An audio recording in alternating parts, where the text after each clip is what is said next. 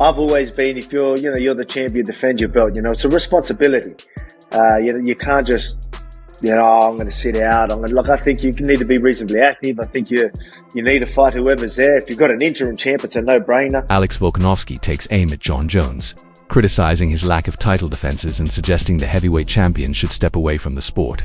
If he continues to avoid a showdown with Tom Aspinall, let me know if you need this expanded into a full paragraph or want help rewriting more lines. You know what I mean? So I don't want to throw heaps of shade, but I mean, look, I know he's proved himself. Everyone's like, oh, look what he's done. It's fine. It's like, yeah, no, not really. Don't hold up division just because, I know your resume is incredible. What you've done is incredible. You're considered the greatest of all time. Yeah, we get that. So if you don't want to fight, just retire. You're done. Or if you want big fights, you're going to have to vacate the title. Like it's a responsibility. That's how I've always looked at being the champ. It's a responsibility. Volkanovski didn't mince words when addressing Jon Jones. The UFC featherweight star openly questioned whether the reigning heavyweight champion has any real intention of defending his belt. According to Volkanovski, if Jones isn't willing to fulfill the duties that come with being a champion, it might be time for him to walk away from the sport. Known for his consistency and willingness to fight anyone, Volkanovski emphasized that holding a title means staying active when there's an interim champion like Tom Aspinall waiting for his shot. His concerns are widely shared, as fighters, fans, and analysts all keep asking the same question.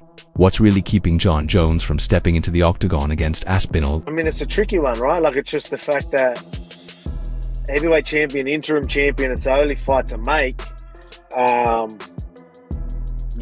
think it's got out. Like, how can you just defend your belt against someone else? That's just not gonna, not really how it's meant to be. Like, that's the whole point of interim champ. It's a fight everyone wants to see. It is probably the biggest fight they could do. So they'll be crazy to give Jon Jones anyone else. The long-anticipated title unification clash between Jon Jones and Tom Aspinall has become one of the most drawn-out and frustrating storylines in UFC history. While Aspinall, the interim heavyweight title holder, has consistently shown he's ready to compete, the undisputed champion Jon Jones appears in no hurry to make the matchup a reality. After Jones withdrew from his planned fight with Stipe in late 2023 due to a torn pectoral muscle, Aspinall stepped up, facing Sergey Pavlovich and capturing the interim belt with a stunning first-round knockout. Not one to stay idle, Aspinall went on to defend that title in July 2024, delivering a dominant finish over Curtis Blades in front of an electrified crowd in Manchester. I don't have much fighting left in me. That's because I started at a very young age at the highest level in the world. Once your reaction time starts to go, it's going. Like, your ability to see something coming and react to it quick enough. The UFC, I and Tom, we all got a lot of stuff happening behind the scenes. They're one of the biggest organizations in sports, and right now Tom and I have agreed to wait for the UFC to make their announcements. So I legally can't really talk about it.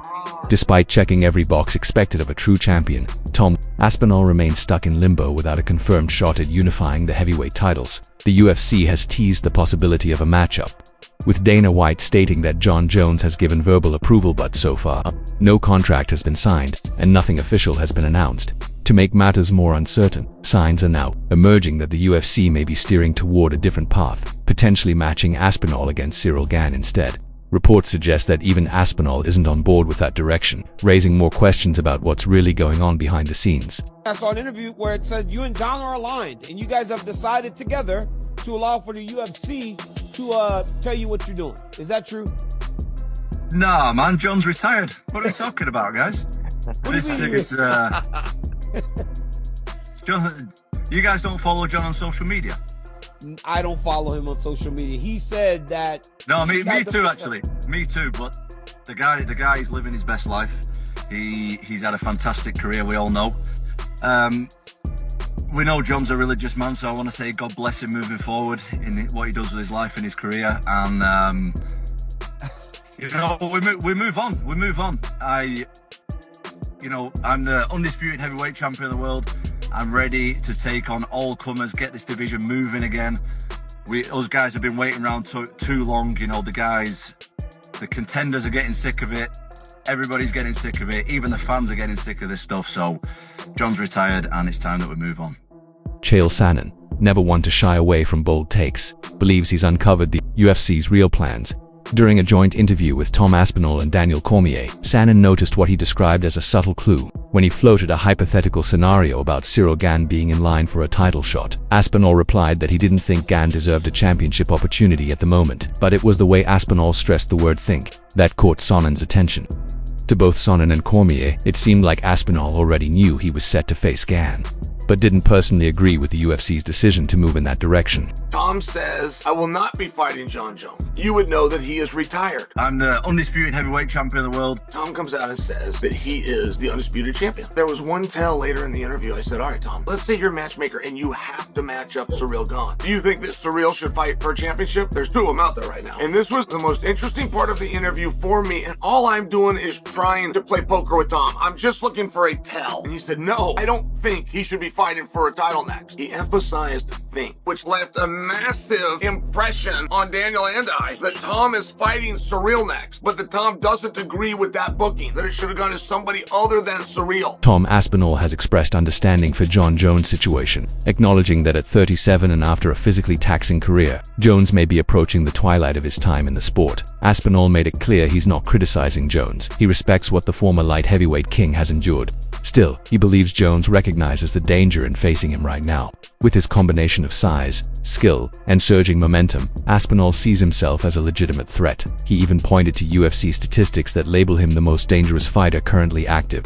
In his view, it's the kind of risk Jones might only take if the financial reward is substantial enough. When you look at Jon Jones, would you say it's a money thing or not wanting to fight, you think? I think I'm a bad matchup for him. In my opinion, I think it's a huge risk. You're younger, you're athletic, you hit hard, you pose problems. We don't have much data on you. Yeah. If I was to fight Tom Aspinall, he's very fast, very athletic. He blitzes across the void. So if he gets across the void, can I take that shot? A lot of people have not been able to take that shot. So if he gets across that void and I get hit, I might go down. That happens, you become the biggest star ever. You just slayed the GOAT. Or Jones's eyes, if I go out there and I beat him, it was just as his word said, he's here today, gone tomorrow. Or maybe he wants $30-40 million. I honestly can see Jon's point of view. I get it. It's just about the title for me. I just want the title, that's it. Nothing else really matters. So I just want to prove I'm the best. That's all. I just want to fight. And I think that's the respectful way to go about it. It's like, you don't care if it's Jon, and it's no disrespect to Jon, it's no disrespect to anybody out there. You're just trying to fight. I just want... Even if Jon Jones is holding out for a bigger payday,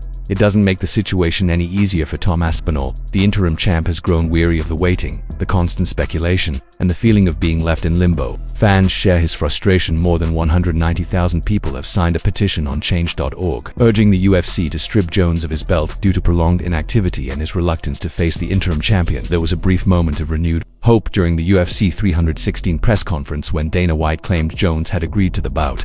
But with no contracts signed and no updates since, that optimism is quickly fading. Can you settle it once and all for fans? They want to know, are you retired or not? We're not doing that. Man. We're not doing that right Be now. sure to check out Dirty Boxing 2 tomorrow night. Because I think you'll be back. What's the magic number to get you back? If you come to Dirty Boxing, you'll find out. You'll find out. Curtis Blades, who has shared the octagon with Tom Aspinall, believes the outcome is becoming more and more obvious. In his view, Jon Jones is unlikely to ever accept a fight against a surging interim champ. Instead, Blades predicts the UFC may pivot toward a different kind of title matchup, possibly pitting Aspinall against Cyril Gane, but without the undisputed belt on the line. Like many in the MMA world, Blades stops short of accusing Jones of outright ducking the fight. However, he does highlight a key point.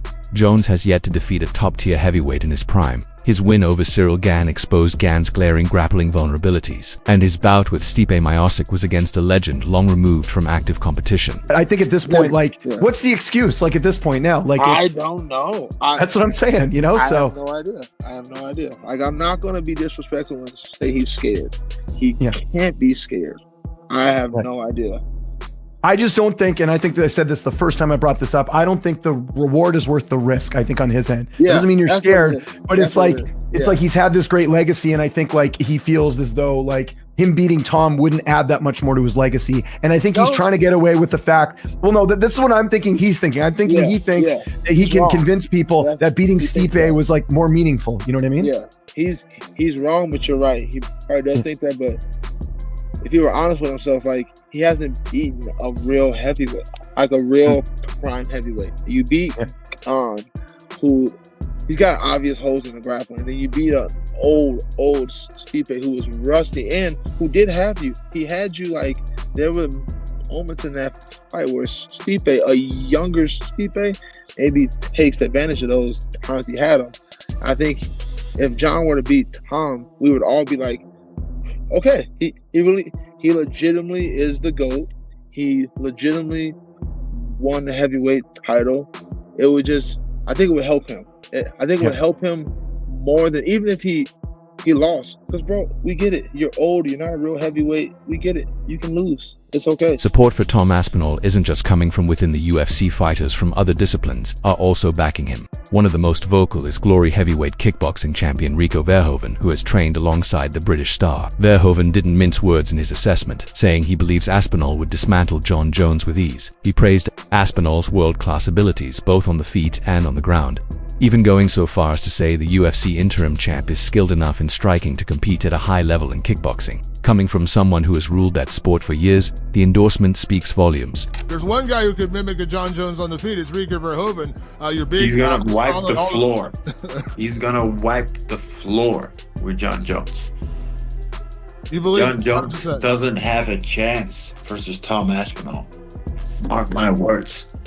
Tom Aspinall is a freaking monster. I love it. On his feet and on the ground. So, and I truly believe that Jon Jones has never faced somebody that is that good on his feet. On the ground, he's faced some guys that are pretty good. But on his feet, I think Tom is, he would even do good in the kickboxing ring.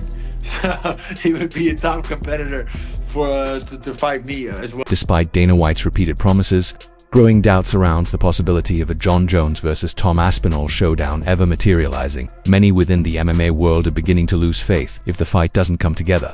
The UFC will face a difficult choice: keep waiting in the hope that Jones eventually agrees, or push the division forward without him, an option that could include stripping Jones of his title. With pressure mounting from both fans and fighters, that possibility is starting to look more and more realistic. What's that? Like, in your gut, do you think that fight will ultimately end up happening? Yeah, I mean, I've been saying it since the beginning, and Jon Jones agreed to do the fight. So Jon Jones was offered the deal and accepted the deal. Voices across the MMA community continue to weigh in on the potential showdown between Tom Aspinall and Jon Jones, each offering their own perspective shaped by years of experience in the sport. Former UFC champion Frank Mir, for example, acknowledges the serious danger Aspinall presents with his knockout power and athleticism.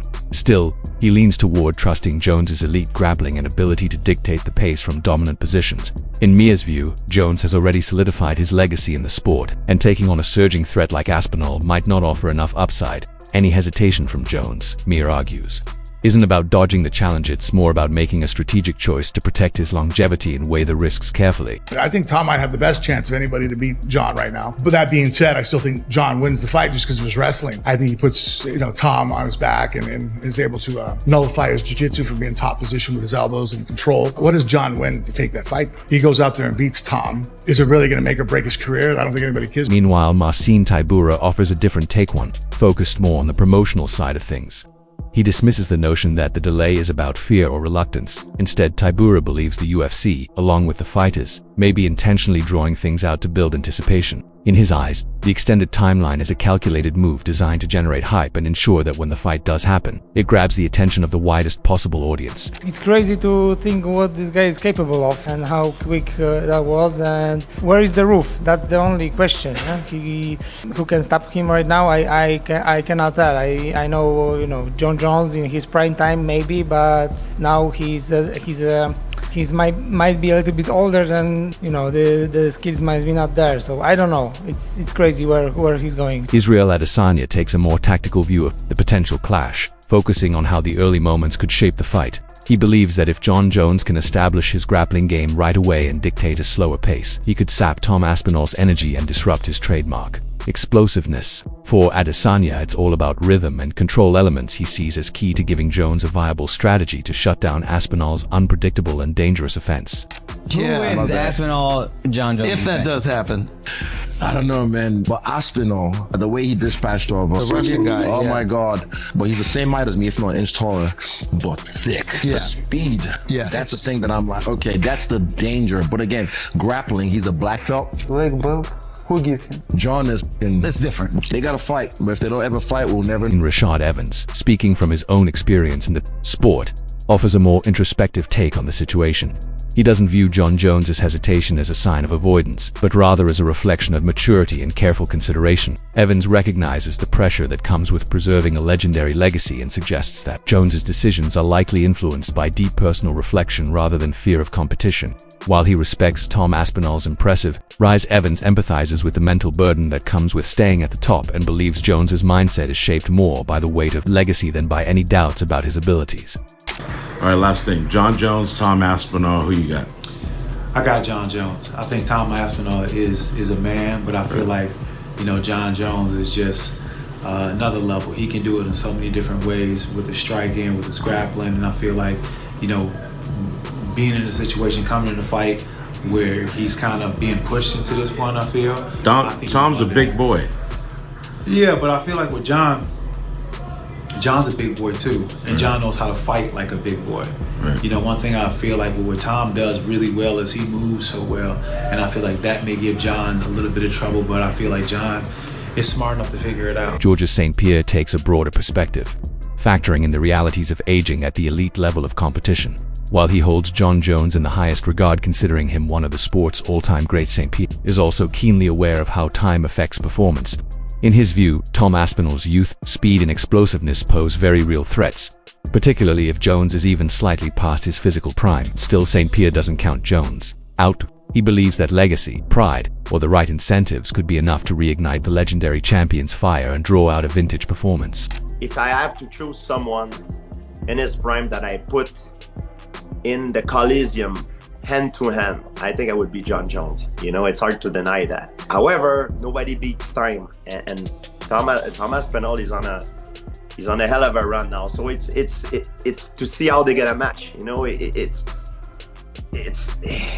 hard to say. It's hard to say. As a fan, I want to see this fight. I would like to see this fight, but I think Tom is very hungry, and it's up to Jon to see if he still wants to do this and if the UFC can compensate him good, because I think he deserves it. So it's going to be a hell of a fight. Arman Tsarukyan zeroes in on the strategic layers of the potential matchup, highlighting Jon Jones' mastery of distance and pace as key tools. He envisions a fight where Jones avoids getting drawn into a wild exchange, instead using his fight IQ to disrupt Aspinall's rhythm. By controlling the tempo and spacing, Tsarukyan believes Jones could force errors and gradually take over the contest with precision and patience, rather than raw aggression.